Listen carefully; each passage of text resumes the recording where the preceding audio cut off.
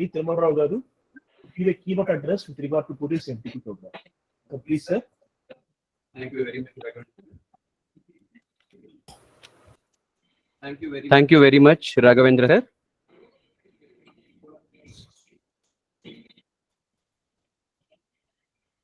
Many of us think that education is just reading books and writing exams. But education doesn't mean just getting a degree. A degree is only what I feel to pass on to the next level.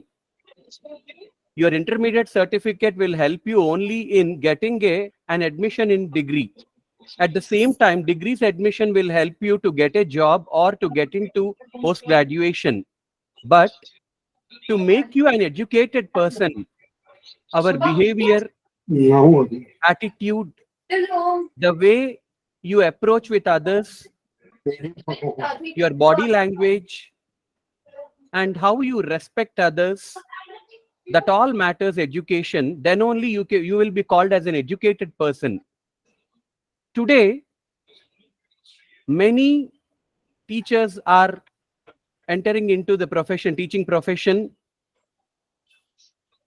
taking the classes, but little etiquettes are required to move in the environment for a pleasant atmosphere.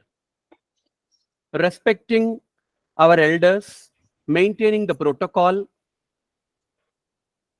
giving guidance to our youngsters, all this should be known. That is a part of our profession. As a teacher, we are the role models. Definitely, every other teacher and the students will be observing us. We should never forget that people in and around are observing us.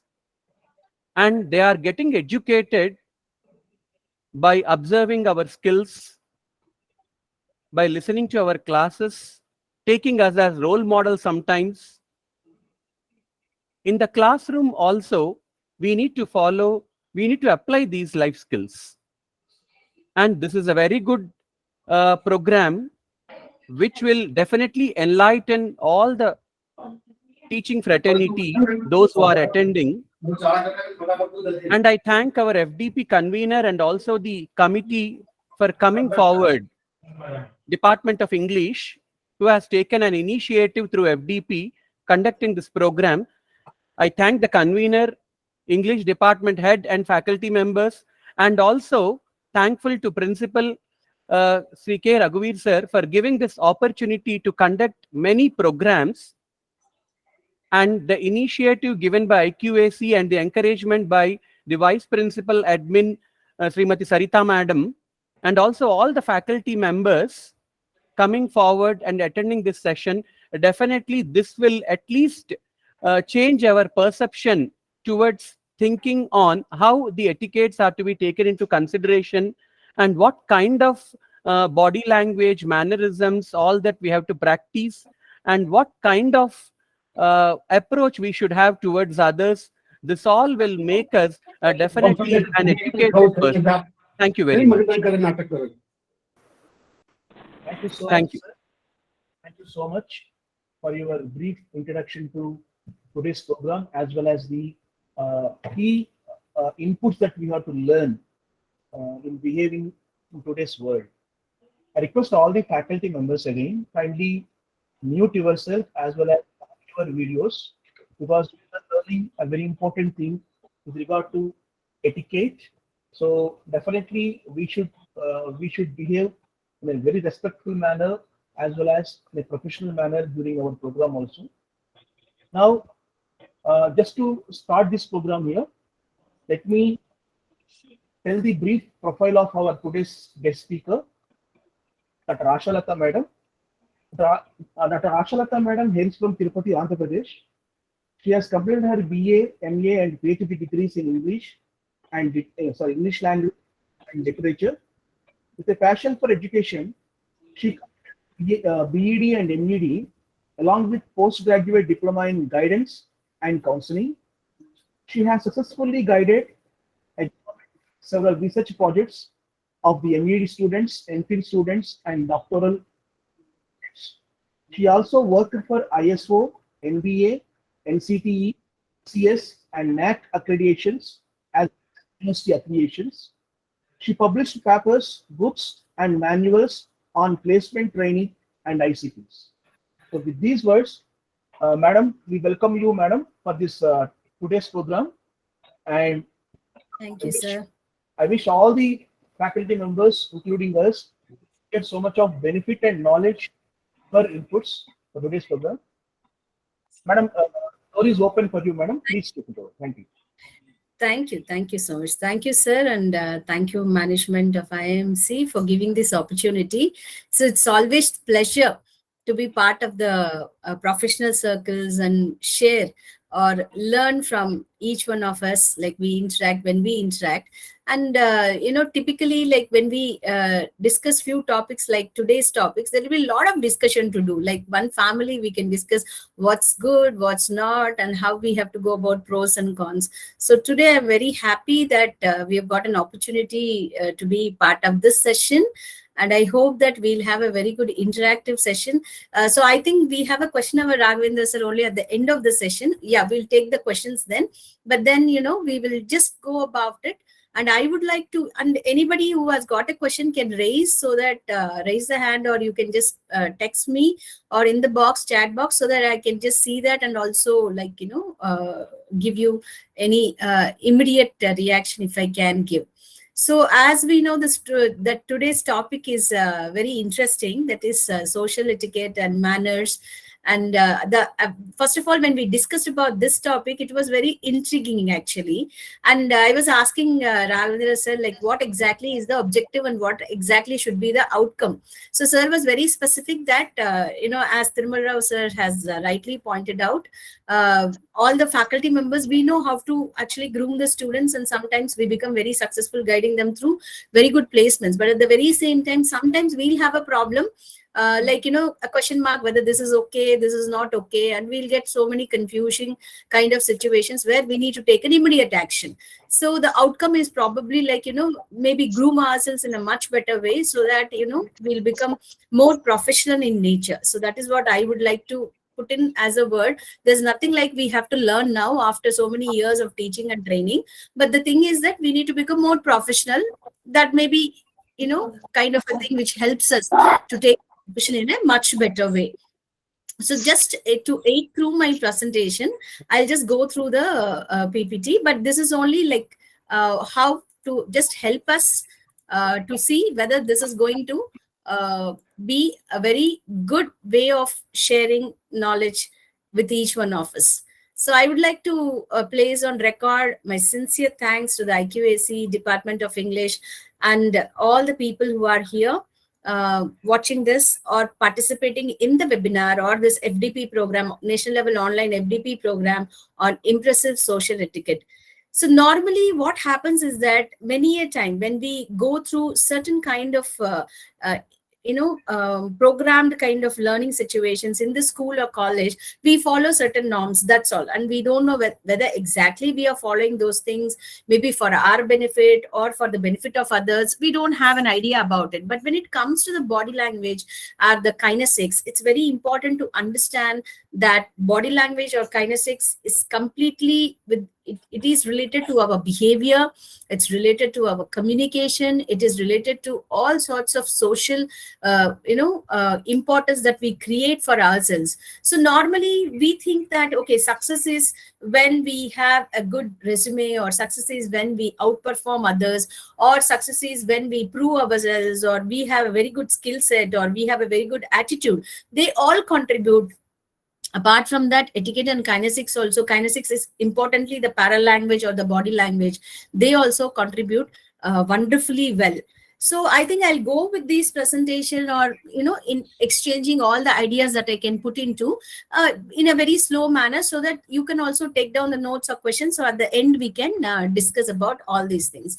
So normally what happens is that when it comes to the etiquette or kinesics or body language, we always feel that it is more physical, and the interaction is more physical, and the entire dimension is also more physical. Yes, it might be more physical, but when it comes to the success, it is not only that it is what we call as physical, but at the very same time, it is part of the entire behavior that we put into the social system. It can be like, how we actually say, communicate with others, or show ourselves, or create a kind of an aura for ourselves. Like people look at your smile and they feel very happy, or you create an image of yourself that you are very good, you are very interactive, and you are, you help others to grow. These kind of things also actually make a lot of difference. And when the electronic etiquette has come, or the electronic media has come, an email that you write shows all the things that you can say without meeting a person. So that is something which is very important. So before opening the mouth or before communicating, maybe your personal appearance or even what you write can make an impression on another person. And when we are doing so much of networking here, see, partying or dining comes at the end. Maybe it's a part of the etiquette, but I would say that, when we are doing correspondence, or when we are with the people, collaborating and co-working with the people, the entire etiquette matters a lot. But what I would like to specifically tell everybody is that no need to take up each and every part of learning that very seriously, that you become completely not yourself. Sometimes, even when I'm teaching a body language or trying to talk about body language to the students, I always tell them, try not to be artificial. Yes, we will learn about the pros and cons, but we have to make them, part of our own persona. That is something which is very important. But sometimes what happens is that we practice body language or etiquette in such a way that we become too much, artificial, or, it just kinds of shows off rather than putting your personality into that. So normally what happens is that in the office also, or in the workplace, or maybe in the school or a college, people are looking at us. People actually think that, maybe small children in the school maybe look up to the teachers as role models, but when it comes to the college, they don't really take us as role models. This is what we need to understand, because they'll have lot of vision, lot of ideas, lot of other influences. So it's not about being a role model. It's only trying to be very, good and decent enough to create an impression on a student that, yeah, this is a person of a teacher, and this is what, she is or he is trying to project, and they get kind of respectful feeling towards the teacher. So that is what is something which is very, very important. So that is what I would say. We'll have so much of, social etiquette to follow professionally, personally, through the media, and once we are with the people, or we are co-working with the people. But at the very same time, taking each and everything into our consideration, or understanding everything is also, it's very important. So when it comes to the kinesics, or the power of communication, when we say, so normally we will say, like, we cannot use our body just to project ourselves. It's not like that. The body becomes tense, or it goes into a defense mechanism when it is not comfortable. So always try to be very understanding about the body, that, yeah, I'm going to be prepared. I'm just going to make my appearance very, very humble, or very, very clear, very, very simple, so that you know what you are. You need not project that you are something else or somebody else. You have to be what you are. See, normally what happens is that when we come out to an office or anything, most of us, we get ready and we wear whatever we'd like to wear, and then we come out. So I think that is something which is very specific for our being very confident. Be prepared. Like when you wear your personal appearance, it can be your dress, it can be your accessories, it can be your footwear, or it can be your makeup. But you have to understand that this should be within place. It should be like within your personality. Like you have to project yourself. See, there is some style for everybody. So we need not go to a style which is not comfortable for us. We are Indian, so we wear an attire which is very close to us, or we follow the manners which are close to us. Say, for example, all Indian men and women, I think all of you will agree with me if I say all the teachers also don't feel comfortable shaking hands with each and everybody. Okay, fine. Many of us, we don't have that feeling. But as a very elderly person, I would like to share, or I would like to tell all of you that please try to understand one thing very seriously. If you have to have a perfect etiquette and manners when you are out in the professional world, that is, please don't have gender in your mind. See, gender is something which actually puts an end to all sorts of things, and it will create a lot of confusion. There is nothing like that. As I was just talking, in an Indian system, saying namaste or namaskaram is very cool. But when it comes to shaking of the hands, you feel very uncomfortable, and you feel culturally displaced. That is what happens most of the times, even now when we are doing placement training to the students, and the students don't sit comfortably with each other when they are in a group discussion along with boys and girls. Even this has happened in many situations where I was personally training them.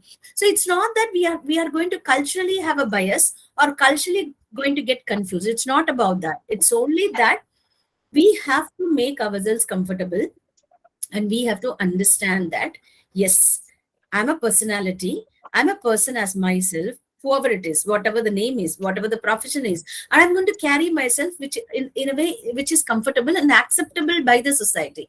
And the first one definitely is the dress. Yeah, you're going to personally appear your best, not brand wise, but maybe something which is comfortable and good to afford, and you're going to set out.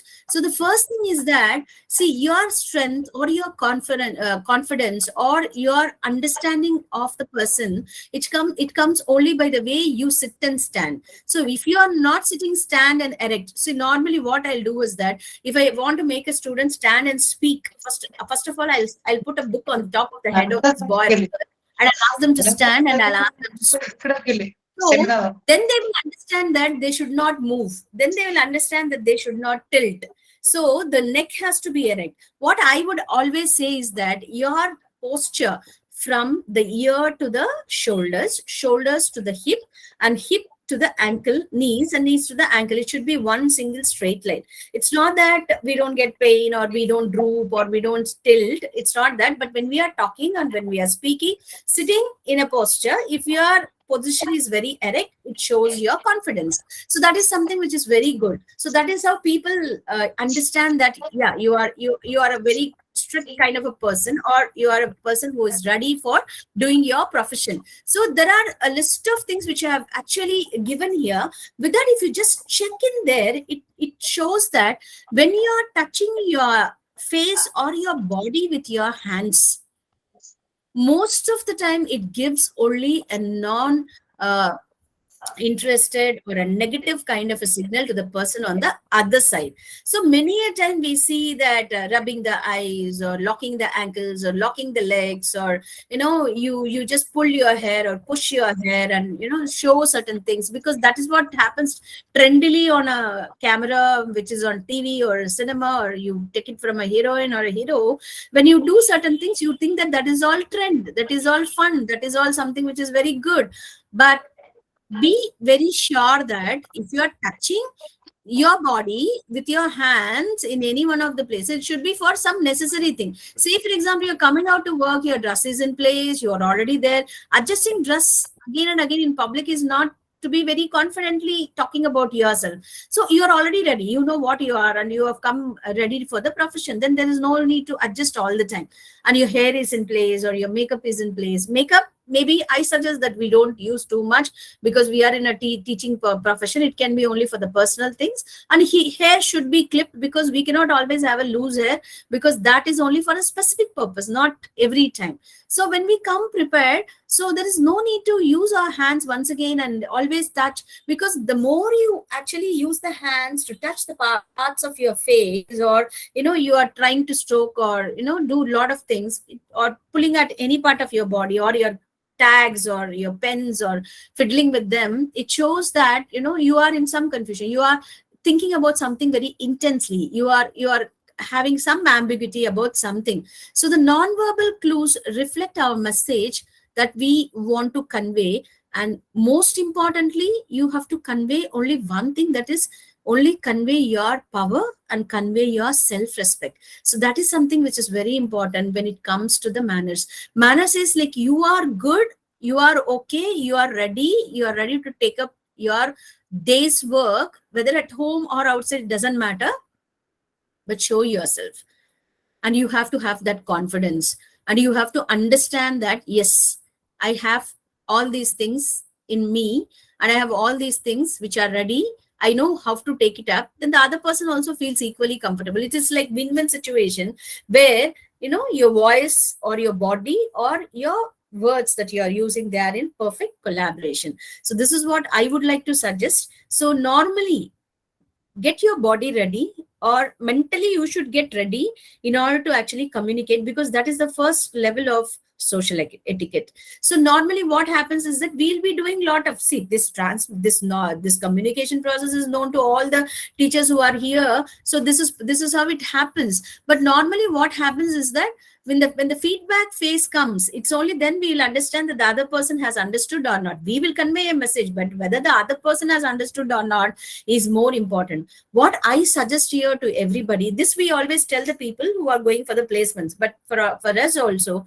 please try to listen to another person and speak what they want to listen, not what we want to say first. So that is not the way. So first listen and speak to them about what exactly they want. And then later on, you can express your opinions also. But first of all, going round the way and saying about yourself or what you are talking, and then later on coming to their things, maybe they'll not have that much of patience to listen to us. So the first level of communication process is that listen to others, and then first talk to them, and then talk about what exactly they want. And then later on, we can talk about our opinions. So this is number one. So number two, when it comes to number two, you have different kinds of communication. This is all something which is on the screen, which you are seeing right now. And you're seeing that there are so many words. No. Say, for example, I'm a very nice person. How will people say that I'm a very nice person? Because I am talking to my boss, I'm talking to my colleagues, I'm talking to my client, I'm talking to my, subordinate. Everybody is there. So most of the time, we'll have awards like Employee of the Year or the Best Teacher Award or these kind of things. I don't know. There might be several parameters, but as a communication teacher or an English teacher or a language teacher, I would say that most of the time these kind of selections happen when all these four categories of people, that is like, somebody who is like doing the communication, like above, we are doing the communication, that is our boss or immediate boss or the hierarchy, or the colleagues and the clients and customers, as well as the subordinates, think that they understand what we speak. So that is what is something which is going to be, that is what, like horizontally we communicate with people, vertically also we communicate, then diagonally with other people. And oral and written communication, both the ways it should be good. I'm not saying grammar is not required or the other things are not required, but the oral communication and written communication are also equally good. So we should understand how much we speak, because attention span of people is very less. See, it's always like, ABC, appropriate, brief and clear. That's all. There ends the matter. It should be appropriate to the pinpoint. It should be very brief and it should be very clear, whether you're speaking or whether you are writing. And you'll be thinking, madam is going to speak for 1.5 hours today, whether this is going to be brief. I'm very sorry, because that is what is the session about. But still, when it comes to the oral and written communication, apart from the presentations, yes, we need to understand that the communication should be to the point, and we need to make all the types of communication, whatever is shown here, working, so that everything goes accordingly. So this is how everything happens when it goes with the communication. So non-verbal communication or the etiquette, when it comes, these are all the things which are there, part of the system. So number one, when we take posture, as I've already told you, it should be always erect, and we need to see that we don't droop. In spite of all the problems that we might have, some of us might have some problems with our back or spine also, but then there are gadgets with which we can support ourselves and don't take too much pressure on our body also. Why I'm talking about this is that when we have a little bit of a pain or something, no need to trouble ourselves with the work with that pain. You use accessories which can support you, so that your posture will be good and you will also not have pain. Because when we are in a teaching position, it's long standing or long sitting, we do so much of work, so we take so much of pressure. So respect your body and take lots and lots of care about yourself, so that you feel better. And when it comes to the eye contact, say for example, so normally eye contact, we have to look at the person, and the eye contact dimensions can be very different. I will talk about that a little bit later. But most probably, like when we actually talk to the people, it is better that we avoid glaring, or otherwise we can try to see that we don't give them a feeling by looking this side and that side, or upward, downward, by showing that we're interested. So the blinking of the eyes is a part of our customary, blinking of the eyes, but that should be under control, because I have seen that proper sleep and blinking goes together. I would suggest that, see, normally all kinesthetic problems don't come because of our own intentional behavior. It comes even with our lifestyles. So proper sleep and your face is the index of the mind. Index of the mind, you leave it, but face expresses everything to the other person. So what happens is that when your face is not pleasant or it's not having a smile, then all the facial expressions, they actually create a different kind of an impact, and your tone of the voice also, it might change. So it is very important that the time or the personal presentation or the gestures, whatever we are doing, all these things are a matter of fact, and they will be part of our entire thing. So whatever you follow and the manners you set in for yourself and to make the other person approach you in a better way, they're going to make a huge impact in your communication. And that is the first. See, socially, when people accept you, they accept you with all these things. So you have to establish your personality in such a way that the people feel comfortable about yourself or your presence in midst of them.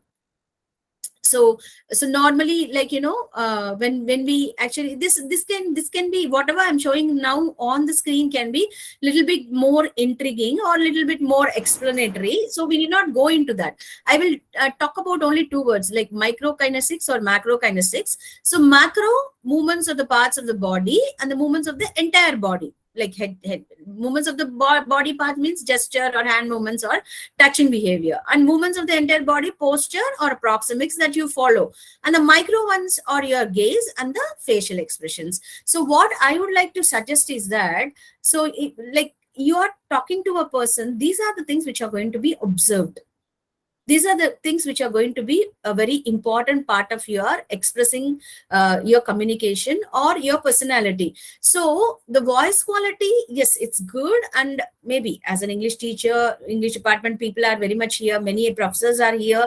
So you will actually accept and you will agree with me saying that, yeah, all the keys, stress, intonation patterns or tempos or rhythm, everything will be there. But we need to understand that we need to go in a normal conversational speed, and we cannot be very slow, very fast, or whispering or shouting when it comes to the articulation of our voice or our words. And we need to understand that we need to streamline ourselves in such a way that people are comfortable listening to us. They are not feeling the waste of time there. So that is also part of the vocal paralinguistic phenomena is also available there. And non-vocal, as I said, you have to have less of your personal self when we go professionally, and more of your professional side when you go and work outside. Like your outward appearance or your physical reaction should be always under control, because body traps will be there and they are going to be part of our existence. So these two pictures are, always my favorite, because what happens is that in the first one, I see myself as a, somebody bigger than myself. So, I think about myself like, very cool or very great, or I'm happy about what I am. I'm not bothered about, I'm very small, I'm insignificant, I don't have anybody. And in the other picture, when you see, the line is with the small little lamb. And that is how people, should approach us. And they should not have an iota of doubt also when they come and approach us. The mutual trust or the, kind of importance that they give to us, that should be the way we project ourselves. And that comes only through trustworthiness. So I always felt that if my mother or father says that, yeah, whatever my girl does, or I give it to her, she does completely, or my teacher says that, or my employer says that, I always felt that that was the biggest recognition I have got. Give work to Asha and she'll complete it on time. So that is the trustworthiness which comes as a kind of a shield to our personality. And that is the ultimate kind of personality etiquette that you develop for yourself. So what happens is that most of the time people, let me tell you one thing very importantly. Today, IIMC have thought about this particular topic on one big note as well. that is when people are taking up teaching professions, most of the time, like even when we started off, it was quite passionately that we have done it. And today also it's wonderful to see that a lot of youngsters are coming up with beautiful experiments and research work and then taking up teaching very passionately. But then in between there are some kinds of situations where it is taken as a stopgap arrangement also. Whatever with the situation, I would suggest that whoever has taken teaching, they have to take it very seriously and they have to do 100% justice to that. And that comes only when we actually create a trustworthiness, and we don't see like we work only as a time clock, like from 8 to 5 or 9 to 5 or 9 to 6 or 9 to 4, and we just work in those working hours and then we do it. See, that is a machine, or that is something, some routine work which might happen, or a data entry which can be done, but it's not the personalized kind of thing that we give to a teacher. Here we have a whole family setup to be built up. We should trust each other, and ultimately the child should trust each other when we are in that particular situation. So when I can have a confidence that yes, I'm ready to do the risks, or I'm ready to take up a chance, I'm going to prove myself, and you be part of a team and then take up every opportunity to prove yourself and giving equal importance to others. And that's the human relationship that you build, and trustworthiness always comes. And trustworthiness is a huge esteem for yourself recognition, and at the very same time it's an important part of the etiquette as well. So the etiquette happens with all these things. See, sometimes when you have to speak, Madam? but there are times when we have to be silent as well. Madam, So in that case, yes sir. Madam, can you please share the PPT, madam, because I think PPT has been minimized. No, it is coming like this only, sir. Shall I do it? Yeah, I'll share. It is now coming. Yeah. Yes, madam. Okay. You're able to see it now? Yes, madam. Yes, ma'am. Okay. Okay, fine. Thank Yeah. you. When it comes to the nonverbal communication kind of thing, all these things, haptics or your proxemics or your appearance or environment, everything comes into picture. And silence also, as I was talking a lot about verbal communication or non-verbal communication, but silence is also, because silence is part of your listening, and that is also something which is equally important. So whatever may be the understanding or the interpretation of the language, so in the paralanguage, maybe the emphasis is more on the space or the tone or the things, and in the verbal language is more on the words or the images of the words, and in other way we have language or the facial expressions. But everywhere the language and the understanding or the blended context is always present. So we all know that body language plays a huge part when we are actually communicating, when in connection with the verbal communication, because verbal communication is very minimal, that comes only as an extra asset. So when we take this particular thing very seriously, all the social skills are completely covered up. So social skills, yeah, are you able to influence others? Are you able to manage conflicts? Are you able to build dreams? Number one. Motivation, you are optimistic and you make other persons get motivated and optimistic. You understand, and you understand yourself, and also you understand others. You know what are your strengths and weaknesses, and you know about how much confident you are, and understanding of how you can affect your team. Without having your own confidence, you can't affect a team, or you cannot lead a team. And ability to understand others feelings, like empathize with them, and also anticipate what will be the customary needs when we meet them or when we work with them, and ability to adapt, or allow emotions, not your emotions, to affect others, and consider trustworthy by a team. So all these things come into a picture, and they make up your social presence, and from there all the manners will come. If you deviate from any one of these areas, the social etiquette cannot be built up. You cannot be comfortable with others. You cannot be doing exactly what you are supposed to do with others. The others don't get really a self belief or belief in you. So the first thing what I would like to take it up, as we all know, is the clothing or the dress or the occupation that we do, or what kind of clothing that we wear, whatever appearance we have, that's the appearance that we are going to give to the others also.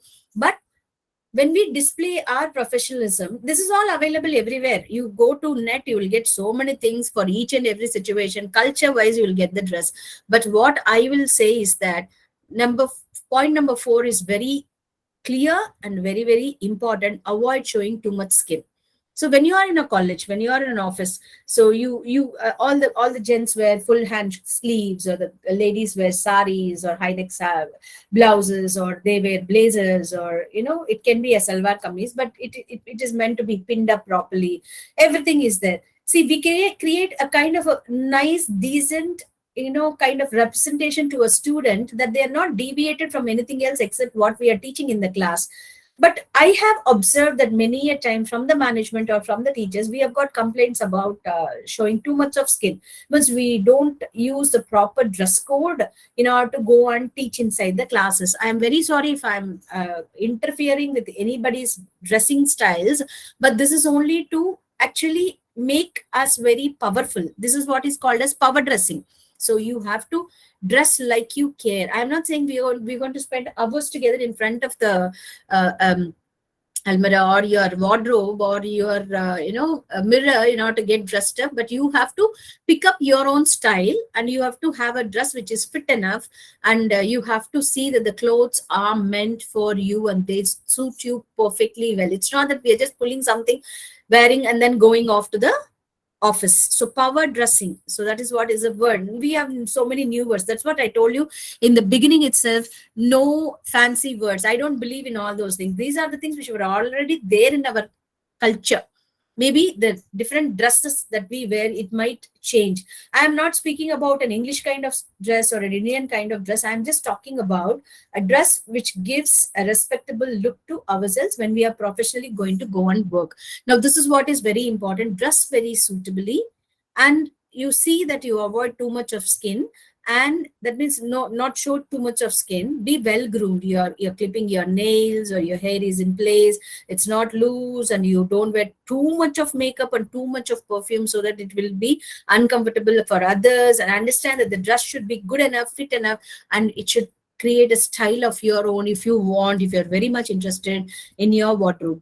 And then, what is the happy kind of pleasant experience that you would like to give to others? See, always we'll have so many different kinds of expressions, even in happiness also, but people would like to see only people with a smile. They don't remember our name, they don't remember us, but they remember, you are a pleasant person. That is how you make an impact. Looking at a person, even if you are not speaking, just smile at them, they will remember you for a very long time. So normally, any expression which is not going on well with your face is not okay. It's a negative expression. It's okay, but we get them because we are part of this society, and we are very, very human, and mistakes have to be made. So, but anyway, a happy universal expression has to be maintained. I would suggest that why I talk about this, or so many body language experts talk about being happy. Why? Because when we smile, only few of the muscles, maybe 17 to 18 muscles in our face and body, they work, and we actually retain our energy. But when we are very, very worried or sad or angry or scared, different muscles, maybe 50 plus, 60 plus, 70, 80 plus muscles start working all over the body to get an expression on that face, and you lose a lot of energy. That's the reason why I say, okay, be positive means it's not about that be positive is a kind of a commodity. It's only that we save energy, and we have our energy reserves, and we are what we are in the morning at 9 o'clock, which should be the same when we are leaving the office. Maybe physically we are tired, but our smile should never get tired. The smile should always be there on the face. That is how actually you give respect to others, and you create a personality of your own. And then when it comes to the space, most of the time nowadays we are seeing, even with the parents, that not maybe in a personal space, but in an official space, we need to understand that there should be some distance. So little bit of 1 or 2 feet distance with each and everybody. When we are talking, it should be maintained. So when we are in a class also, normally when you take a class, I will tell you, it will be a dimension of 18 feet or 20 feet or 30 feet or 40 feet or 60 feet. Definitely there will be a gap of what we call as 5 to 6 feet between the dais of the teacher minimum I'm talking about, and the desks of the students. That's the minimum gap that we need to maintain. And unless we are tutoring them, or we are creating an activity for them, or assessing an activity, or evaluating, we need not get down from the dais. It's not required. We are teaching them.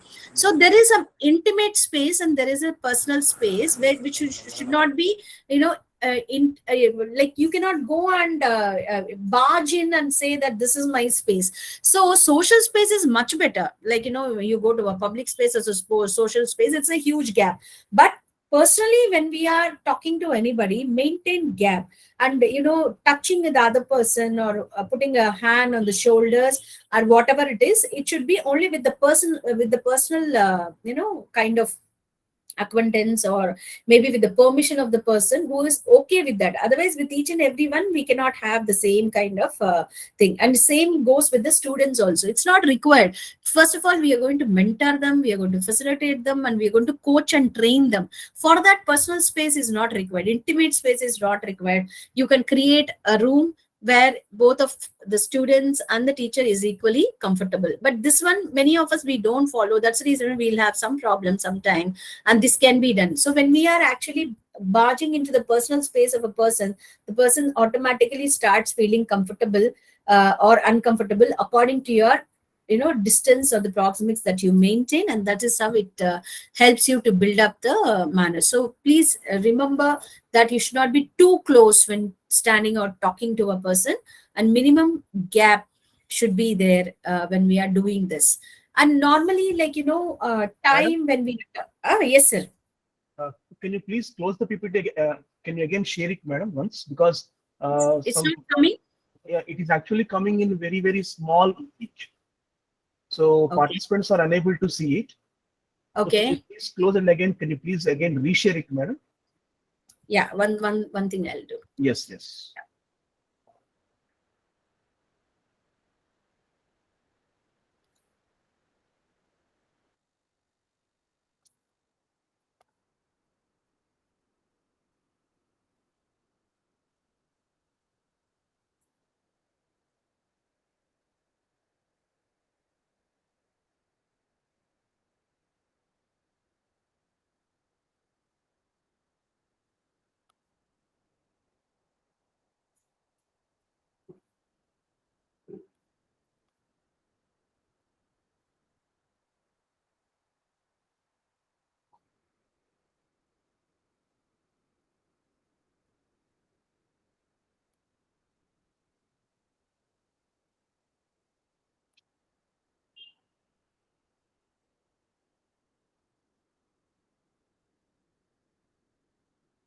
Now it's coming, sir. Yeah. It's Yes, coming. Yes, madam. Yeah. Yes. Madam. Thank you so Okay. much, madam. Yeah, fine. So, like I was talking about different situations or different time schemes. So time also is something which is very important. So normally what happens is that each one of us, we are into our own biological clocks. So we actually move or stand or travel or sit or eat or do anything according to our own personal interests. But normally what happens is that time cannot be taken in that sense. You have to understand that it's a fixed time when we work with others. It's fixed time when we are with others. It is fixed when we are actually in a system. So we need to understand that we have to set the time or follow the time according to the requirements of the situation. So you cannot say, okay, this is me and I cannot go out of this. So you have to have that adaptability when we are going above the following of the time, because it's not going to stop. So whether you are in an office, or whether you are having your lunch, or whether you are having your free break, or whether you are going for a tea break, or whether you are going for a class, everything is already fixed. And we need to fix ourselves according to that particular time schedule. And we cannot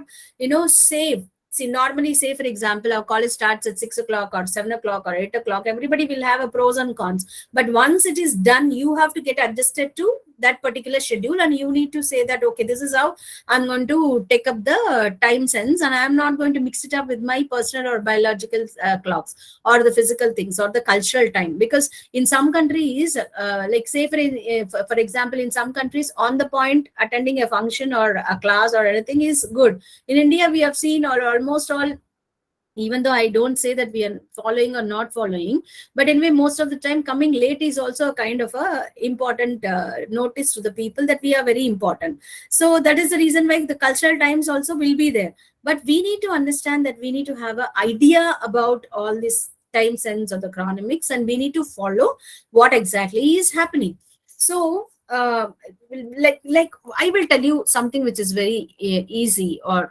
important. So when we do the color schemes or anything, so always, we'll try to understand, or we'll try to relate our color schemes, especially with the WebGR also we will do. But what I'm showing here is a internet picture. It's a kind of a color scheme or the things which are already there, which are taken for granted. But let me tell you, these color schemes are not common for everybody, and they don't actually belong to the same color schemes when it comes to our personal understanding also. And it is different.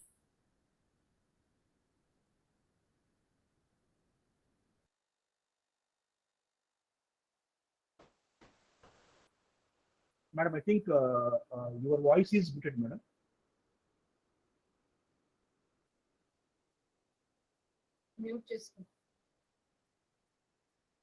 Madam, I think your voice got muted here. Can you please unmute yourself?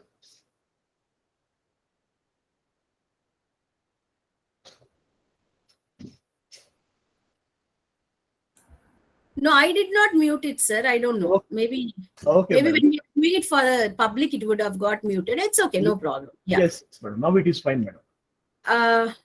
Yeah. Now the full screen is coming, sir. Yes, madam. Yes, madam. Okay, fine. Yeah. Thank you. Yeah, like I was telling you about this, that the color schemes, usually they will say that the red is the rage, or the, yellow is the joy, or, all these kind of things which we get, into the color schemes. I'm not saying they're not wrong or they're right, but I'm trying to tell you that this is something which is very different from person to person, place to place, and country to country. So here, what I would like all the participants who are here, I would like you to try and understand is that manners is not about what we believe. It is about what we believe and also make others believe. That is something which is very important. But when we have a cultural context and two different people are not getting on well with each other, then the noise part of it also will be there, and there will be an argument. So it is better that we actually understand the situation and then try to talk about the things. I will tell you one small little incident. When I went to Hong Kong, yeah, I think it was Hong Kong. When I went there, I was with the guide who was showing us around the places, and he was talking about the same color schemes. He had a lot of ideas, and we know Chinese have a lot of things to follow. So he was talking about different color schemes, and I was talking about it, and I was asking, so what exactly is your meaning? So he was telling, madam, like here in our country, we believe in the primary colors, that is red, green, blue, and yellow. We believe in the primary colors, and we will say that, so when the child is born, we actually surround this boy or girl with this primary colors. And yes, sir. Hello. Yes, Sir, sir. I am not seeing a screen, so can you assist me? Sir, actually, skin is available, sir. Skin is visible to all the people, sir. Hello. Yes, skin is Yes, visible. it is visible. Sir, where to the screen? It is Main visible. screen. It is visible, sir. Kindly make the session go on. Session code. Okay, wait. Okay, fine. So as I was talking about, he was telling it is only about that we use colors to make the child feel sensible, because if it is other shades, maybe the young child with the eyesight which is getting adjusted to this world and this light may not take it up very clearly. That's the reason why they have bright colors around the child, only to make him grasp or give a quick reaction and take the light very easily. So that is the way they are doing it, more practically than superstitiously. So that's the reason he says, okay, here in our country, red is for happiness, and yellow is for gold or wealth, and blue is for success, and green is for health. So So I was very surprised because he's saying red is for happiness. Here we are talking about red is rage or anger and so much of aggressiveness. So I was very much taken aback. So all the words that they have taken of the primary colors, they are very positive words, like, happiness or, success or, a lot of wealth or health. They have taken that and they're saying surround the child with these, because they will get adjusted to the light of these colors very quickly and their visionary perception will be very good. Now that is what is more important. The practical outcome of that particular color scheme is more important than taking it to the heart and saying that, okay, I don't like this and I don't like that. Why I'm talking about this is that I have seen that sometimes when we make the colors so very superficially important, that the students stop listening to the teacher if they don't like the color of the shirt or the sari. I've gone into that kind of an assessment as well, because they are more into that. See, that is not required. I'm not saying all our dress schemes, like we have just spoken about, it has to be something related to the colors. But I'm saying that when we are building up trust, or when we are actually trying to give them a little bit of optimism, or teaching them how to be, focused, you have to have everything in mind in order to understand that each and every signal which is coming in and around you has to be taken. Because you are going to make the student optimistic, or you are going to motivate the faculty who is working with you, or you are going to make somebody trustworthy, trust in you and then do the job. So every single idea which is coming your way has to be taken and it has to be interpreted. So as I was just talking about contact, so just direct contact or indirect contact. But when that eye movement is voluntary or involuntary, it is different. Say, for example, you're focused, it is voluntary, you don't change the direction, your focus will be good, and the other person also gets a little bit of a confidence. But you are not in your place, you are not in your mind, you are not bothered, and you are confused, then involuntarily you might look here and there and your eyes might change the direction. Then sometimes what happens is that the pupils, or dilation or the pupillary response also can be taken as a body language signal. But this change happens when we appearance of a real or new objects of focus. Even when the appearances are not really real or perceived, the expression on the face conveys everything. So normally what happens is that even when the surprise part of your interaction is also there, or the aggressive, angry part of the interaction is also there, the minimum manners is that you have to keep your eyes under control. That's the reason I said eye contact is very, very important. Normally we look at people or we don't look at people, or you're focused or not focused. These are the first two dimensions. But normally what happens is that when there is a kind of an intense thing, that is the reason why I'm trying to tell you face is not the index of mind. Eyes actually tell about our personality. That's the reason why it's always necessary that inside you have to be very controlled, and you need to understand, and your mind should be in absolute control, because whatever you're thinking in your mind, it will be absolutely available in your eyes. Through your eyes, you express it. So please try to understand that you have to be good enough. Think good about yourself. Okay, it's fine, it's okay, and you go about that kind of an attitude. And gazing, okay, intense desire with eye or involuntary, voluntary movements can be a gaze, but that and all can be controlled. Each and every single thing, you're working for 8 hours. I'm not saying all 8 hours we are going to take care of ourselves and see that we are in a programmed kind of an existence. No, not necessary. But eye contact is one thing which actually creates your manners. So it tells you how you look at a person, makes the other person comfortable or not comfortable. So see, these are the kind of things which are generally for the body language. Say, for example, if it is, see, it's not that you cry because you have pain. You most of the time cry or you get moisture in your eyes only because you are having a lot of anxiety and you are tense. So that is what is more important. So when you are angry, sometimes some people I've seen they're crying also, but the eyes are wide open and they're more expressive. So when the eyes are not focused, yeah, definitely we know they're looking here and there, and it is a lot of boredom. So, disgust, you don't know what to do. You are just looking here and there, and you don't have a steady, eye contact. And, glaring, maybe jealousy, we don't know. But glaring is sometimes maybe because of the wonder also, but most of the time it might be something that you don't have it and the others have it. So like that, each and everything that you do with your eyes, it is also something that it is creating an impression on the others. So as I've already told you in the beginning, tears in the eyes are not always because of sadness. It can be because of the sleeplessness that you have, and that's a sleepless appearance which has tears in the eyes, which is just like, you know, clearing your eye or cleaning the eye so that it doesn't look tired. So normally, like when we have a very good eye contact with people, people are always cool. So you just look at them, smile at them, talk to them. This is ultimate manners. We need not worry about anything else. Inside, what we are going through need not be shared with everybody in the world. It can be only for somebody who has to be shared with, and you know, that is the only thing that we can do. And another important thing which I have actually got about a lot of counseling sessions, or you know, people don't feel comfortable, is haptics, that you touch. And you know, sometimes we console a person, or you try to give them support, or the same gender you don't feel, or you know, all these things. But it is very important that, as I already told you, don't ever touch another person without the permission of that particular person. You always have that personal space, and you have to understand that they cannot be just like that touched anytime. It's not really correct, and they might feel very uncomfortable also. So what I would like to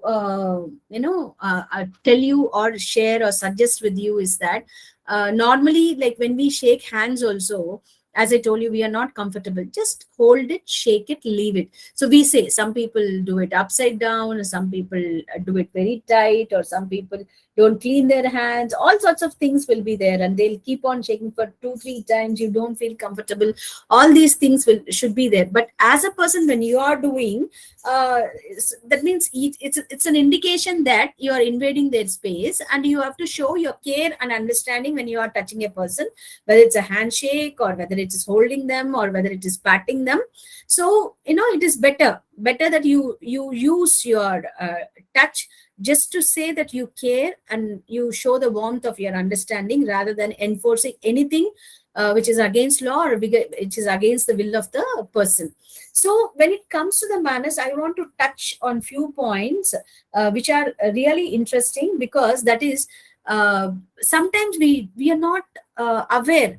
I'm not talking about depression here or the mental health here, but I'm telling you that when we are too much obsessed with work, or when we are too much obsessed with ourselves, or when we are having a lot of stress in life, what we do is that we don't take care of ourselves, and we feel so many different kinds of changes in our life. You don't spend time with family and friends, or you're worried, or you take different decisions, or you lack motivation, and you feel very disconnected. This can be a little bit of a sign of your declining mental health, and that I think that has to be taken care of. So most of the time, this is the situation. There are no problems, but we create problems. That is it. So we see, I'm saying, you are ready, you are professional, you know what to do, then nobody is going to feel sorry about what you are and who you are, because they know who you are, and you are okay with them, and the society is also impressed. But most of the time, you create problems for yourself, thinking that, no, I should be like this, I should be like that, I should compete with them, I should look like this, I should not look like this. This is how, most of the time we try to have so much of unnecessary self importance that you give, and you say that I am not okay with the other people, and other people are not okay with me. So, and one more important thing that I would like to talk about in the manners is this toxic positivity. See, positivity comes only when there is no negative thought. That is being positive. So there is something negative happening in our life, we try to tackle with them, your emotions, or you try to prepare yourself, you make yourself ready, or you learn, you try, you get yourself, to that place, and everyone understands that, and you take help from others, family and friends, and it's very understandably tough, and you go through it. But on the other side, you just make a makeup, like, yeah, I'm very positive, and I should never give up big words. these words are okay, but do you think all of us are very fit to use those words? Not exactly, because early in the morning you're cooking, your son or daughter is going to the school, and suddenly the elderly person at the home calls for some other errand, and you are yourself ready to go to the college. There's so much of stress. I think at that time we'll only getting stressed up to actually balance all the events rather than being very positive. There you cannot be like a Baba smiling and saying that I don't have any stress. Absolutely not. You are human and you are supposed to get a lot of stress. But toxic positivity is not required, and it is not going to show any manners. So if you have any problem, discussing it with others is good manners. And showing up, see, you think something about another person inside and try to put up a hypocritical kind of smile or appearance or relationship outside, and that's the biggest of the problems when it comes to dealing with the relationships. So it's fine. So you have to be active. You have to have a lot of vibe around yourself, your life, and just let go, have an open mind, and it's okay, it's fine. Everybody has got the struggles and you're going to do it. So this is what, like, not only for this, like you can show this to your students also, not about the perfection. Nobody can be perfect. We can only be consistent. Like this, like the same thing that we are doing with our food or day-to-day exercises or anything, we can do it with manners also. We know what we are and we know how we have to behave. That's it. There ends the matter. No need to put on a show that we have to be very perfect. It should be consistent. I smile at people, I give them respect, I listen to them, or I have a good appearance. I use my postures and gestures, or maybe my eye contact well. That's more than enough. And you do it regularly, consistently. That is more important rather than being perfect. I'm going to be a role model kind of a thing. And the most important thing, which is very crucial, is that what to do when I make a mistake. Yeah, I made a mistake. Am I ready to go and talk to people? Am I ready to go and talk to others in order to avoid the shame, or do I apologize? See, brainstorming is a very good activity. I'll tell you a small incident. So sometimes, often, like when we teach the dining etiquette to the students also, it happens. So most of them, they are not okay with the cutlery, or they're not okay with eating with the spoons or the forks if they are from a rural background. They are not used to it. So suddenly what happens is that when we teach them the dining etiquette in B schools or certain places, what happens is suddenly they feel so very conscious that they think that if they can't eat with the cutlery, it is a very biggest sin which is happening. I would say there might be so many continental or Indian or European table manners or the table layouts. I don't want to discuss all those things here. You go, sit, you have a plate, you have a fork or a spoon or a soup spoon or a dessert spoon or whatever spoons you have, or a napkin. You have all those things, and you will learn about all those things when you go to the dining etiquette. But anyway, you just try to practice only eating, that it doesn't fall into the other's plate. That is more than enough. But making ourselves so conscious that if you don't eat with a spoon, it is going to be the big, where all the confidence is lost. So you have to understand that, keep things in perspective. See, whatever is required for us is required. Whatever is not required for us is not required. As I already told you, we are Indian, or they are Pakistani or Sri Lankan or European or whatever it is, American or South American, North American, doesn't matter. We need to understand that you have to be honest with yourself, and you have to be honest with others. And that is the biggest idea and the biggest motivation for getting any manners. You want to be honest with yourself, you do the best to yourself, from dressing to your behavior. When you want to be honest with others, you don't use anything negative so that the facial expression changes or your manners changes or anything else changes. So what I suggest is that we are all humans and we make mistakes, but I am a little bit, this way or that way, and one step closer to getting everything right. But it's okay. I remember that if I make a mistake, yeah, I'll apologize or forgive myself and once again try it out. That's all. I'll take the responsibility. And the biggest manners in any professional situation or any personal situation is that, okay, sometimes it's very personal. It doesn't matter. We don't need to discuss about it. But when it is a professional situation, especially somebody is in the leadership position, if somebody makes a mistake at the subordinate level, it is better, and we are reporting to the hierarchy, we need to represent ourselves also along with the person who had made a mistake just apologize. It doesn't matter. And you say that you're going to look into it and then do it. This is ultimate matters. The moment the subordinate makes a mistake and immediately you target and report that to another person in a different way, it's not going to help. And by the way, the apologizing is not going to bring down your personality, or it's not going to, it is only going to show to another person that you are with them and you are trying to console them, or you're going to support them. But even if that person has made a mistake, it's only to make amends. It's not about hurting someone. And you learn from the mistake, you make that person learn from the mistake and groom and change them. It is not that you just try to blast them, or you talk about them and to others. And then, so taking the responsibility is the biggest way of showing the manners, because something happens and you say, yeah, I'm okay, I can take this. So that is the biggest thing that you can do when you are working in a group. So this is not a biggest problem that you are going to create for yourself if you apologize. I'm not saying you're going to say sorry to everybody every time. I'm talking about when we are managing the human relationships. It's okay even if you apologize. So see, number one, as I told you, I gave 5 different faces here. So all faces are different except one smiling face. We already know that.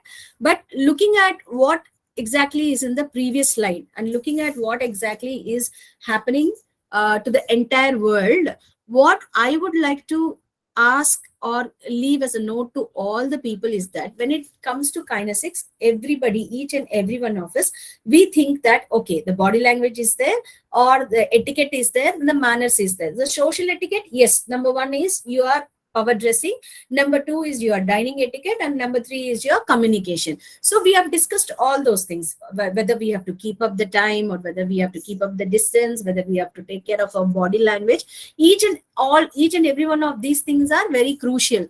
But let me ask all of you one question. Are we thinking about all these things in our daily life? Are we trying to create a personality of ourselves as a professional in our daily life, and trying to have a separate kind of an entity or identity for ourselves as a teacher or a trainer or a coach or a mentor, and we are not giving up into any kind of unnecessary ambiguity when we are interacting with others? Now, this is what all of us know, all these things, but still manners matters. So that is what is the theme of today's topic. Several participants joined. So now what I would like to ask all the participants, or leave a note here, is that if you have any asking, so if you are asking, what is the thing that we have to follow when we have to actually impress our students, or maybe our whoever is there in our college campuses or school campuses. And apart from that, if you are working in an industry, whether we are working with the higher authorities, or maybe all the different kinds of people who are there with us, clients or customers or subordinates or colleagues, with all of them. So each and everything that we represent really gives us so much of insight. So in that case, what exactly do you think will be our questions and will be our things? So this is what is the ending closing note that I would lead all the participants to, or leave with them. And thank you for this particular session. We'll just close it here, and then we will take up the questions as we have just seen. Yes, madam. Thank you so much, madam, Yeah. for your kind, valuable, and very, very knowledgeable session here. Because as a teacher, today we'll be dealing with so many students, and the etiquette not only means that we are to behave with the faculty members or the superiors and all. It is also about how to behave with our students, because they are immature people, minors, and they'll not be knowing most of the things. And as an elders, we have to set an example to them to how to behave properly, and they should learn from them. And they should think that, yes, this person or this faculty is a professional person, and we should be the role models for them. And all your points are really nice, madam. And most of the participants are also feeling that all these points are very good, and they're actually impressed with whatever examples you have given. So I request the faculty members kindly unmute yourself, and if you have any doubts, kindly speak and ask Madam here.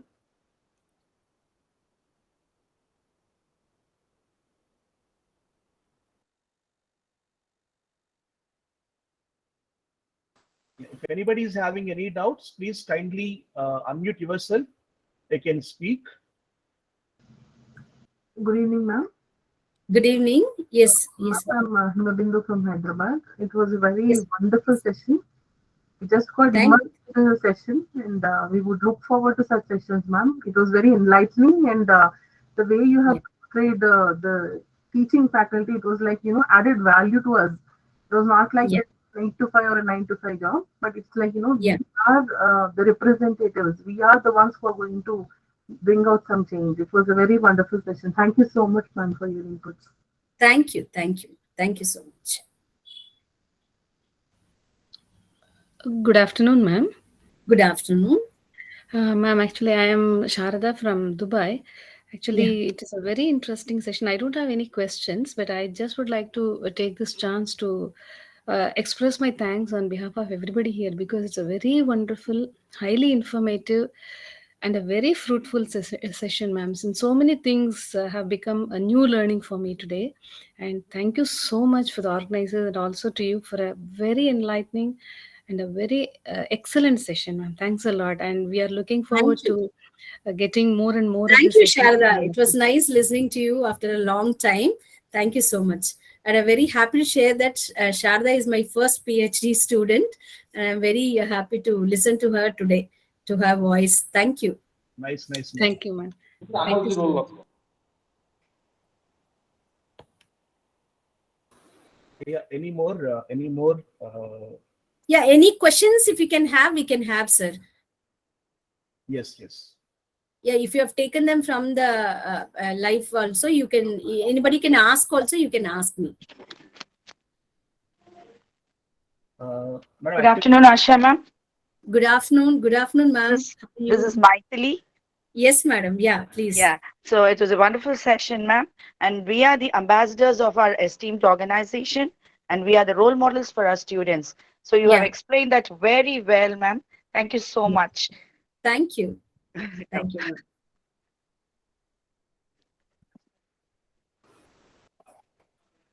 Hi, ma'am. Hi, sir.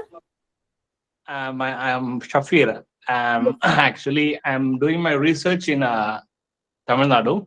Okay. My PhD research scholar, but I am actually from Kerala. Okay. I was working in Kerala in a college, and I worked in 3 or 4 colleges, and I have 8 years of teaching experience. Okay, sir. So regarding the etiquettes or what we call manners for higher education teachers, the Kerala picture is you must be neutral to everything. Yes. If you find anything wrong, you are not supposed to react to that, because you will be in great trouble. Okay. But that is not the case in Tamil Nadu, because I have only experience in Tamil Nadu and Kerala. Okay. So for higher education teachers, you must be neutral. You must be passive to all these things, what is happening in the campus. Only your job is teach in the classroom and be happy. So we are not supposed to keep all these manners or all these obligations to society, because the topic was social etiquettes. All these etiquettes we are not able to keep in campuses. So how can we approach this dilemma? Because we are just mere teachers there. Yes, yes. See, I can understand, sir. See, I am also like very quiet and calm. I am not very aggressive, but it is not that I am not dynamic, right? I'm not, the other side of me will always be there. As you said, you don't have it. But let me share with you at this point that recently I've completed my second PhD in education, and my research topic was academic stress management, and I did it specially only with the degree college students. So in that context, I would like to share with you that whenever we are actually talking to our children there, or taking care of them, as you said, each and every state or the college or the society or maybe the social kind of situation will have a different kind of manners to be followed, but ultimately 2 things matter, that is the performance of the student and the success of the student. So if you can inculcate the right manners in the student. As I've already told you, it might be something sometimes very clearly, very artificially done also, because we train them, groom them, but still the performance of the students and the placements, that is the success of the student, matters. Or tomorrow if they have to become an entrepreneur, they should know how to approach people.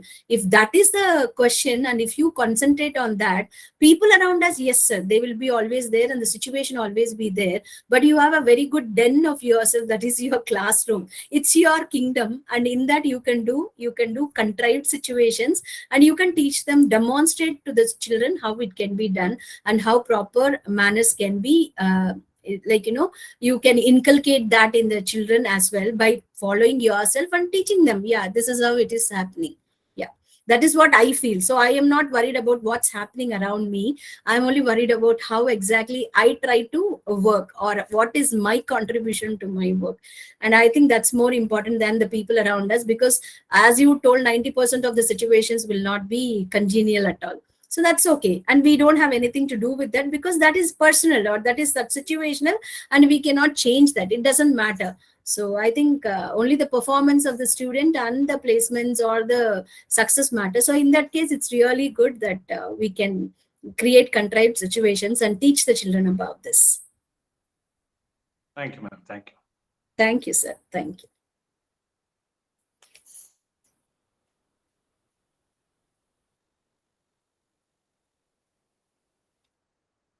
There is one small question, madam, in the Yes, chat sir. box. Yeah. Maintaining mental peace in work environment. So, Saida Uzma Nabila. Yeah. I was getting on the screen also, sir. Yeah. Yes. The mental peace at the workplace, sir, it is something which is very important, because we don't get it usually. So what we have to do when we want to get the mental peace is that the time management is the biggest task. So I think the moment we step into the college and we start doing our work, everything that we should be doing inside the campus or in our workplace should be organized. And that's it.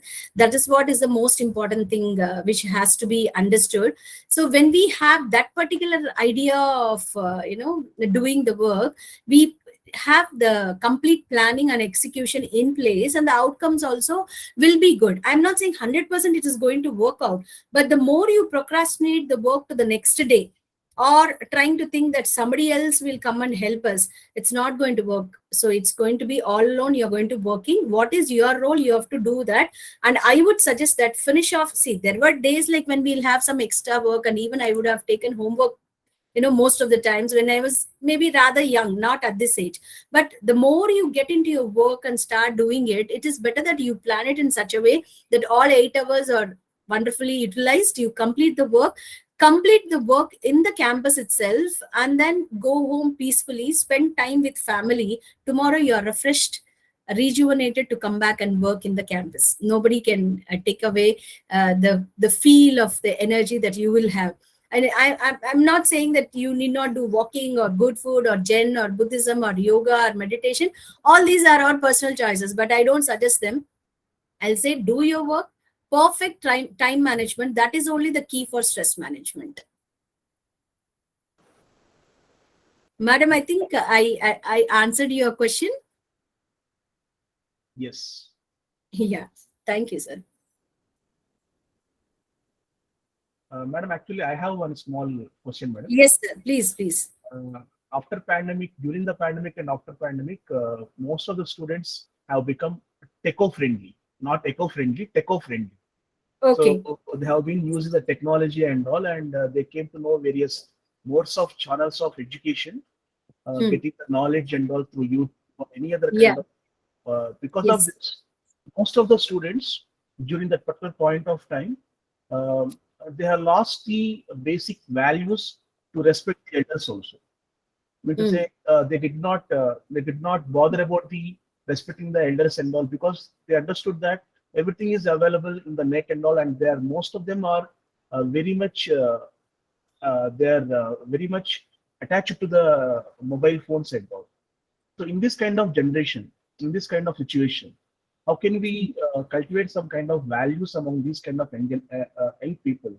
Because these people, if they have gone to the corporate sector, definitely they have to face some kind of problem because they are not habituated to these kind of values due to some kind of gap in the education or improvement of the technology. So, Okay. as a parent or as a teacher, how can we do some kind of motivation or some kind of counseling to them? Okay. Sir, I will start from addressing this question from the point of view that there might be a widespread, as we know, like widespread understanding, and what we are seeing that they have become very technically, understanding about all the gadgets available. But I don't think that they have lost the value or they have lost the respect for the teachers. And there is a small trick here, sir. Previously, when we used to teach, when there was no technology involved, the teacher was the sole source of resource. So they were very much only, understanding what the teacher will say. They were giving importance to that. After the technology has invaded, there are so many other ways of teaching. So it has become multivarious kind of experience, or the multiple intelligence experience, or whatnot, what all technology that we are using, or the new vocabulary that we are using. Now here, what's very important is that previously, when there was nothing visibly available or digitally available or imagery available or all the gadgets available with so much of idea and content, the child did not have an exposure. Now, because the child has got an exposure, the preparation of the teacher has to be more intense. Now, previously, if we are preparing for a class for 1 hour or 2 hours, in order to take a class which is technically supported, we need to spend 10 hours or 20 hours or even 50 hours if you have to use a app. So that is how it is, or you have to use different platforms. The more you are exposing yourself into the learning practices of the new technology and you use them in the class, the student is also like, he is actually impressed. I'm not saying that we are going to impress the students, but he is thinking that, okay, there's so much to learn and my teacher is a good facilitator. That is not happening. And if you just try to be only, that is the reason why I mentioned only those words. I mentioned only a coach or a mentor or a facilitator, and teaching is not preaching, right? You just go and tell whatever is there in the textbook. You say, this is what I have to tell you. You have to write this in the exams and I'll give you marks. That is not the idea of the student now. So definitely, as you said, yes, the parents have to take a lot of responsibility of grooming the child, and they have to give him proper experiences, because the child is inside the house and he's taking the online classes. The parents have to see the discipline of the child. But at the very same time, if the teacher is well prepared and gives a session wonderfully, fantastically, the child is not going to lose the class, and he is never going to disrespect the teacher. I think the preparation on the part of the teacher and the responsibility has increased more during the pandemic, as we have already seen or we have already discussed. And this is what is more important. If the teacher is well prepared, I think that's going to be more interesting, sir, to make the child follow the values. Yes, we need to inculcate, and that can be done only by making that we know better than them. You have to give them a feeling that, yes, you are ready to facilitate them and you have the knowledge to facilitate them. So they'll have that connect. We need to create that connect. That is what I personally think. Preparation on our part should be more. Thank you so much, madam. Yes, sir. Most of the participants are asking for the PPT, madam. So yeah, I'll share it with you, sir. I'll share it with you and you can send it to them. No problem. Great. This is all to be shared. Yeah, I'll send it to you. Yeah. Yes, sir. So any more questions or sharing of your views?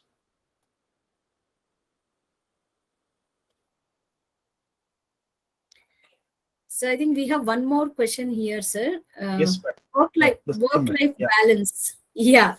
Madam, like being a woman, this is a very normal question that we get. It's not that the men are not into this. So as I told you, as a woman or as a person, I never had gender in my mind. So only one thing which matters is work. And I don't look forward to anybody sharing my work. Maybe if they share, I'll be very happy, but I don't do it either at home or in the college. And as I already said, it's time management. But I would say it's not the same for everybody. See, the way I love to work as a workaholic might be different for another person who is not a workaholic. But what I say is that create your own space, madam. So the moment you're going to get up and until the moment you're going to sleep every day, see that you are very important and take care of yourself. And that is something there'll be some small moments. You have a cup of coffee or tea, very alone or together, with the family. That's the moment. For few months you're going to enjoy, few minutes you're going to share, few minutes you're going to feel relaxed. Please relax. That is something which is very important. This is not a rat race. It's going to continue for a life, very, very long life and lifelong, and it is there. But the learning is also lifelong. As a teacher, if you have to become very successful, every single day you have to learn. So that is also something which is equally, something to be underlined. So that is the reason why I tell. So the race is on in the college, at home, but are you relaxing is the most important part. Just unwind. So just relax. I'll share with, because even though I've worked all my life 16 hours, 15 hours a day, it doesn't matter. So we work intensely, and I work the same at the home. So one rule that I've kept for myself is that I will not have any domestic help. So that is what is something which means to me, because when I cook for my family, when I do work for my family, when I spend time with my family, I feel very happy. That I'm not saying everybody should do it. This is the way I try to feel the happiness. And at the very same time, I watch a lot of movies or TV, or share with people, travel with them, eat with them and all that. So I give so much of importance to the family, apart from the enough amount of whatever tiredness that I get from the workplace. I don't miss this. So I don't take that excuse. That's the reason why there was no regret. Actually, the more you don't have regrets, and the more you relax, and you have your own ways of taking care of yourself, both your profession as well as your home, I think that is how you're going to feel peaceful. Maybe sometimes it might be physically strenuous, I don't know, because everybody will not agree to it, but it's fine. That is that is about me. I'm not saying that everybody should do it. So you should find out where is your peace, you should find out where is your happiness, and always don't pretend to be happy. You see whether you are happy or not. Pretension is not going to work out. Nobody is going to give us credit for that. Don't pretend you are happy, be happy. That's all. That's what is a one single statement. Okay, ma'am, thank you so much. Because at sometimes at Thank workplace, things become so competitive, and we lose our mental you. peace at times, ma'am. And there, your personal life also getting affected over there. So I just wanted to take some inputs from you, and thank you for answering that, ma'am. I'll tell you one more thing, ma'am. Because say for example, in the workplace, you take your resume. In the resume, your marks card, your paper publications, your achievements alone go. The entire work that you do in the college, or the stress you take, that is not part of your resume. So I'm not saying don't take a class. Taking a class, getting the results, that is all part of it. But it is not going to show your personality, or it's not going to be part of your resume. So what is part of your resume is of more concern than daily day-to-day incidents in any workplace or in any college. So give them importance, but only importance for the students and your work, completion, and also the work execution and the final outcome. That's all. Beyond that, you need not take it very personally. That is what I suggest. Okay, ma'am. Thank you so much for giving that input. Thank you, ma'am. Thank you. Thank you.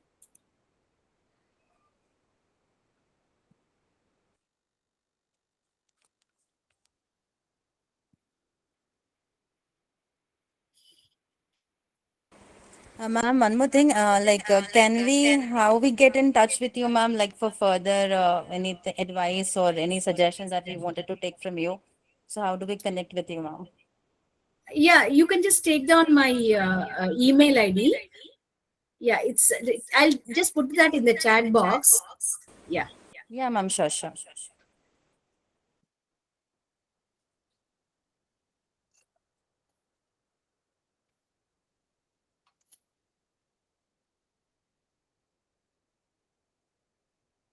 Yeah, I've given the email ID, madam. You can mail to me, or you can write to me. I'll be happy to connect with you.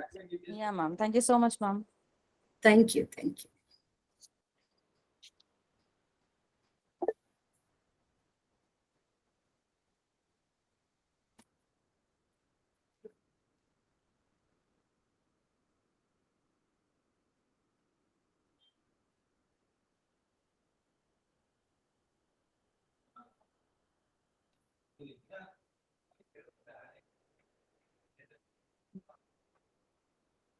Yes, sir. If you have any more questions, I'm ready to take.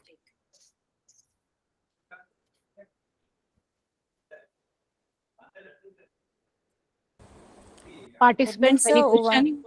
Yeah, admin sir, we have one request. Can we get the recorded lecture of ma'am, because I missed so many things. I was traveling from college to back to home, so I couldn't hear much. So just it's a request if we can get a recorded lecture. Yes, ma'am, please.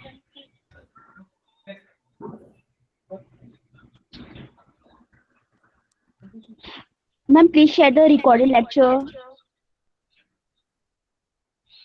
Yeah, I think we'll have the recording available in the YouTube later. Raghavendra sir? Yes, ma'am. Sir Yeah. is busy. Definitely, Yeah. I think it will be available in YouTube also. YouTube also. Yeah. They will share, I think. The participants can take it from the YouTube also. And I'll share the PPT with all my number and email ID and everything to the team, and they will share it with the participants. Immediately after the session, I'll be sharing with the admin team and the organizing committee. We are going to share it with participants. Sure, madam. Definitely. I'll send it immediately. Any questions, participants? Hello, ma'am. Hello, sir. Ma'am, I have one question. Yeah, please. Yeah, actually, that week, that Monday, we went and met the principal sir regarding that leave. In our college, I don't want to say my college name. I say that some ex-college will take that. So first Saturday and third Saturday is a holiday. That is compulsory. And depending on the situation, they will change. The Saturday will be second Saturday they will give. First Saturday they will working day. Second Saturday they will give the holiday. So Monday I went as that personally with the principal.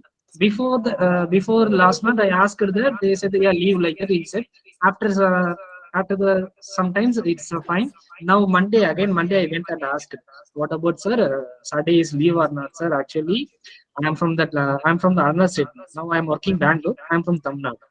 So I went and asked. He said, "Yeah, fine. It is leave only. No problem. You book the ticket like that." Then after 2:30, they released one circular. So that what they mentioned, tomorrow will be a working day. Next Saturday will be a holiday like that. They sent the circular. Whether I want to go and argue with the principal, or I want to go and ask with the politely, because I lost some 500 rupees because I booked the ticket, everything. Whether I have to go and ask that politely or I have to go and argue with the principal. So kindly tell me your suggestion.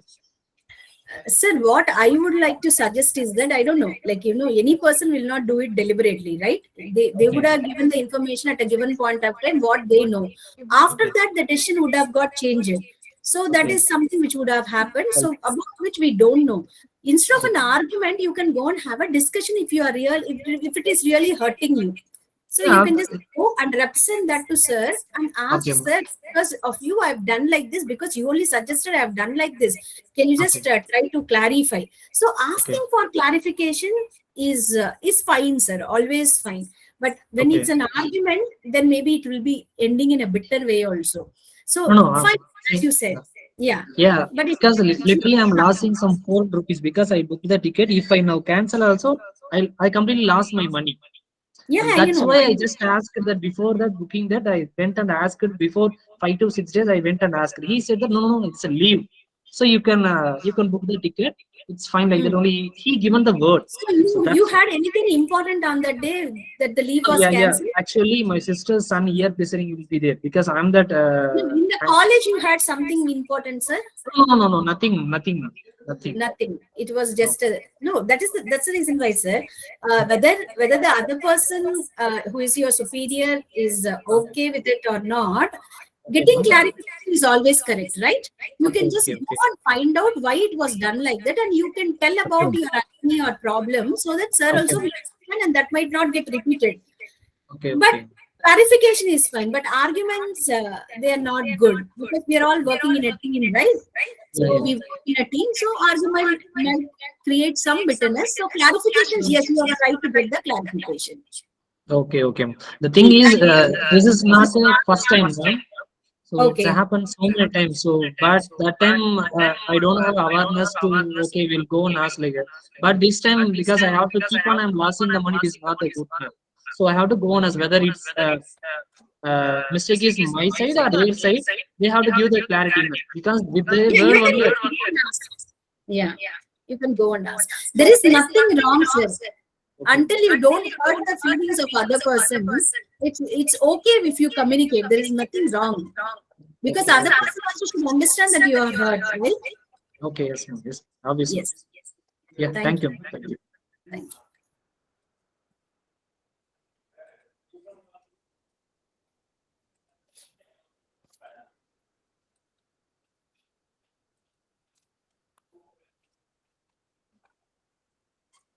Yeah, any more points? The feedback link is already shared in the chat box. Doctor, I have one small question, Doctor. Yes. In case in our workplace they would like to organize a session of yours on this topic or any other topic, would it be okay? And what is the procedure to be done, Doctor? Nothing. If they want to do it, you can just let me then date know about the date and time. If I'm available, then we can do it on any time when I can do it for that. No problem at all. Thank you. Thank you so much, Doctor. Anytime. Anytime. Thank you so much.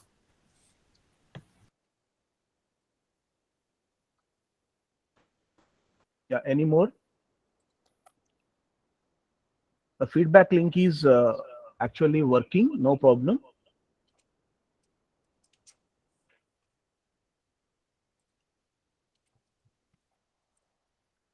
Yeah. So I request, I think no more questions, sir. No more kind of doubts here. Now I request Karunashree Madam, faculty from Department of English, to propose a formal vote of thanks.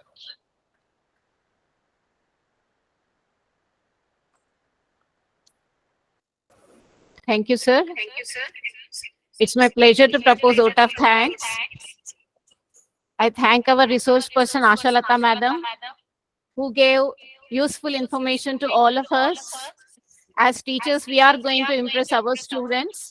And so we also need impressive personality and how our body language speaks, how our voice is important, color selection, and what time we are, how much time management we are following, and how our communication is important.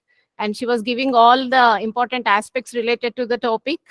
Our non-verbal communication, which is also useful, which shows our personality, and because of our confidence, how we are going to reflect our feelings on our face as well as eye contact, our social mannerism, power dressing, space which we maintain with our students, everything, whatever is necessary related to the topic. Ma'am gave us useful information. I thank you, ma'am. I also thank our principal, sir, Raghuveer Garu, Vice Principal, sir, Tirumal Rao, sir, Vice Principal, ma'am, Sarita, madam, our FDP convener, Raghavendra Rao, sir, Department of English, and other technical staff. I thank everyone, including participants also. Without your participation, it is not a successful session.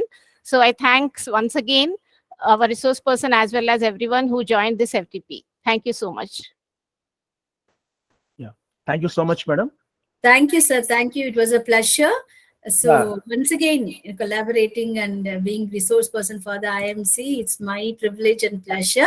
So I once again thank the management and special thanks to you also for once again, giving me an opportunity. Thank you so much, and God bless all of us. Thank you, madam. Thank you so much, madam. And I request all the faculty members kindly go to the feedback link. And my one small request is that whenever you are giving your email ID, kindly check the email ID, because if you have given the wrong email ID, the mail will not come. As well as you also check your name and institution name, because if you have given a wrong name or spelling mistake and all, again we cannot correct it because it will be auto issued by the Google only. So kindly check these kind of details before submission of feedback. So I hope all the faculty members have enjoyed today's session with the expert knowledge of Ashalata madam. And one more thing we would like to inform you that on 25th November, we will be having one more workshop on identification of predatory and cloned journals. So this we are doing as a part of research committee. So again, the brochure link, registration link, everything will be shared in the respective WhatsApp groups. So Professor Sumit Narula, who is from Amity University, Gwalior, he will be gracing the occasion, and he will be giving the valuable inputs about how to identify the fake journals and how to be alert from this kind of fake journals. So we will be sharing the information very soon once the brochure is ready. So I thank all participants. I thank our principal sir who has given accord when we have given this proposal to him. Immediately he said, okay, fine, go ahead. And I thank the Department of English for coming up with such a kind of good topic, which is relevant to all the faculty members. And I thank the technical team who has given so much of efforts to make this audio, video, everything technically strong. And I thank all the participants who have been very keen listeners all these 2 hours of time and spending your valuable time and giving your valuable informations and asking the questions. Thank you so much. So have a nice day. We are just closing the session. Thank you so much. Thank you, sir. Thank you.